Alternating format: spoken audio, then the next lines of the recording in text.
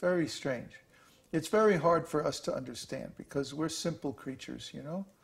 And but Krishna is the connoisseur of love. That's why his name is Rasaraj. Rasaraj means the king of rasa, the king of different emotional tastes. He is like a great artist of love who relishes the most subtle and profound tastes of love. He's expert in all different flavors of love. That's all Krishna does. That's what he does. That's his purpose of living, of existence, is to relish this wonderful love of devotional service of his devotees. So Krishna, his business is only in relishing different wonderful, amazing, beautiful relationships of love.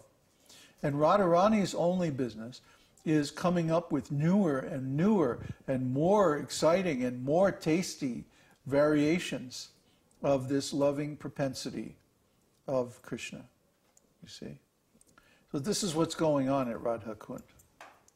This is why all the great devotees lived there, spent some time there, did their sadhana there. All the great devotees in our line, they spent some time there. One time I spent a month there while I was in Vrindavan. I got bored with the temple. And I just went on a day trip, actually, to Rādhā-kuṇḍa. And I didn't come back for a month. I found myself staying there in an āśram with Krishnadas Babaji, Prabhupada's godbrother, Krishnadas. And they were so nicely situated in Rāgānūgā-bhakti. It was the first time I had ever seen this kind of worship. It was ecstatic, and it was really far out, you know. So I was chanting 64 rounds and just, you know, living like a Babaji, just... I think did they give me a room, or was I sleeping outside? No, I think they gave me a room somewhere. Just a little, very, very simple room. I was just sleeping on the floor on a blanket, you know. And the weather was nice, so there was no problem with that. And going to the Kunda every day, bathing 2 or 3 times in Rādhā-kuṇḍa, that was just so ecstatic. I mean, you can't imagine. So these experiences are, you know, what helps to mature devotional service, because we get exposed to the advanced practitioners.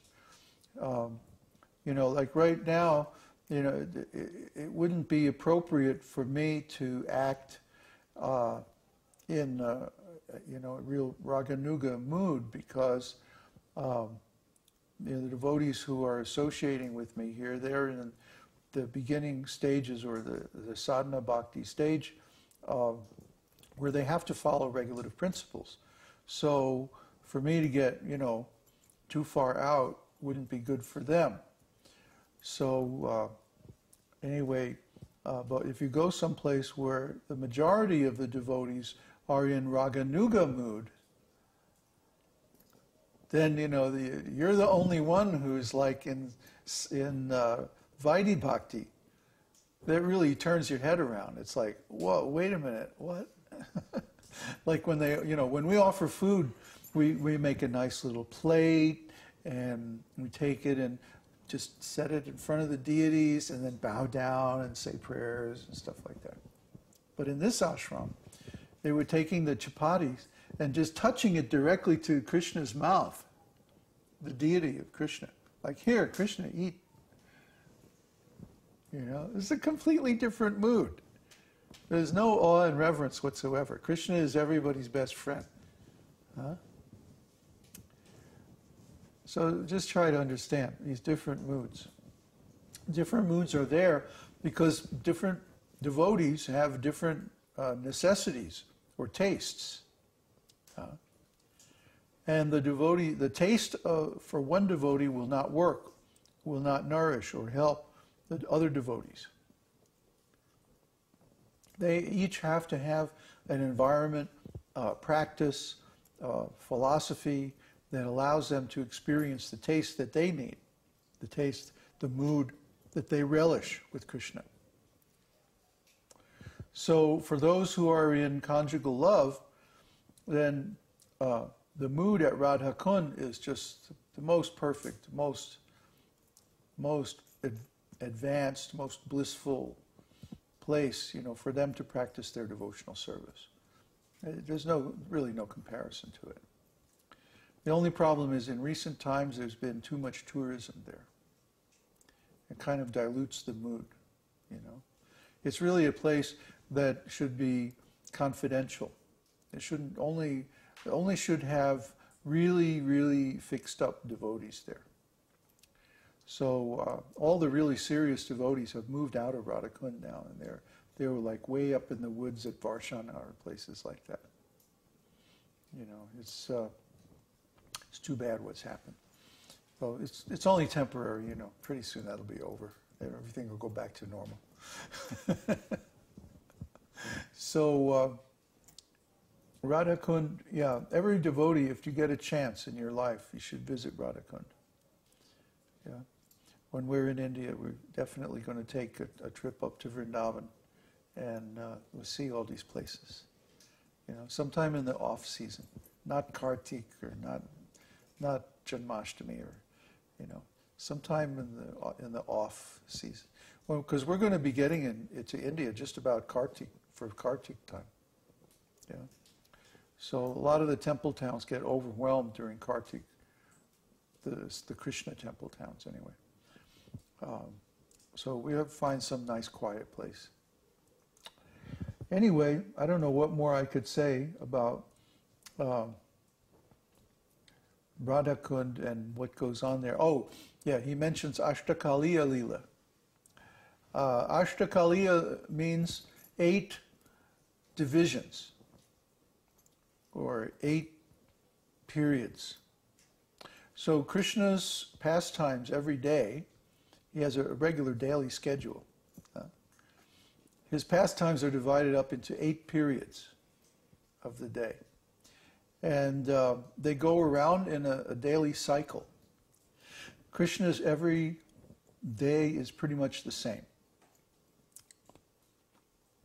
He wakes up very early in the morning, like 3:30, 4 o'clock in the morning.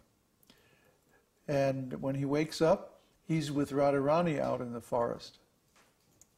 And then they go through some very, very intense pastimes of separation. And they race back to their houses to be in their beds, in their bedrooms by dawn.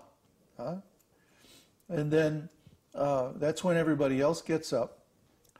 And they go check on Krishna to see, how he's doing. Oh, he has to sleep late. He's so tired from all that cow herding. Okay. So then Mother Yashoda makes breakfast.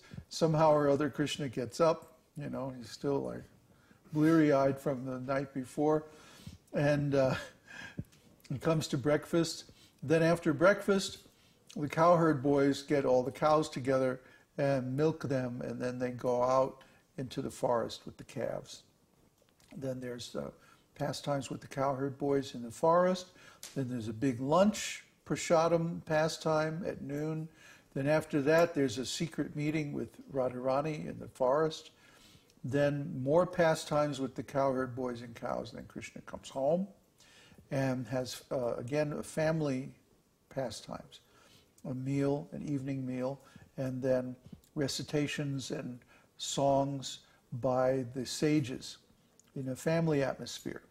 So then everybody goes to bed, and as soon as they're asleep, Krishna sneaks out and plays the flute in the forest and calls all the gopis, and they all come out there in spiritual bodies and dance. So then they dance and they have pastimes of conjugal love all night long until they finally fall asleep about 2 o'clock, 2:30. And then they get a little sleep, and then the whole thing starts again the next morning. So this is Krishna's day. This is his daily schedule, and this is called Ashtakaliya Lila, pastimes of 8-fold periods. And this is mirrored in the pastimes of the deities in the temple. Every day the deities, there are so many artik ceremonies, and there's bathing and dressing and offering food, and then in the afternoon they take a nap, and then there's more things going on. And these pastimes are all reflected in the schedule of the deity worship. The deity worship is not arbitrary. It's based on Krishna's eternal pastime in the spiritual world. So these pastimes are going on without beginning or end. They're going on eternally. And we can join in those pastimes. Krishna's got some service set aside for us, for each and every one of us. That's why he created us, to do that service in the spiritual world. And we're AWOL.